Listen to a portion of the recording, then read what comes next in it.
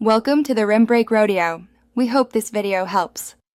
In this video, I will explain how to fix a Honda CRV window. First, you'll need to safely remove the door panel. Use a trim removal tool to carefully pry off the plastic clips without causing damage.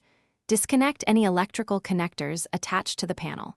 Next, locate the window motor and regulator assembly.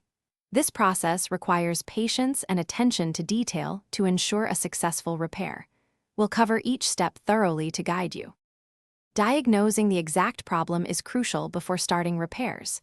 If your window isn't moving, listen for any sounds from the motor when you press the switch. A clicking sound might indicate a faulty motor or a jammed regulator. Also, visually inspect the window track for any obstructions or debris. Sometimes, a simple cleaning can resolve minor issues. Understanding the symptoms helps pinpoint the root cause efficiently. Once you've diagnosed the issue, replacing the window regulator is often the next step. Begin by unbolting the old regulator and motor assembly from the door frame. Carefully guide it out through the access hole. Install the new regulator, making sure it aligns correctly with the window glass. Secure all mounting bolts, typically using a 10 mm socket. Reconnect the electrical harness to the new motor, ensuring a snug fit.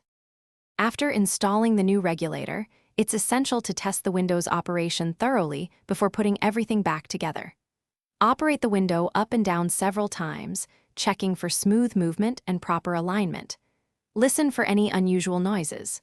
Once satisfied, reattach the door panel, ensuring all clips snap securely into place. Don't forget to check the description for a link to the Owala water bottle and other great deals to keep you refreshed during your projects. Thanks for watching. Consider subscribing if we helped you.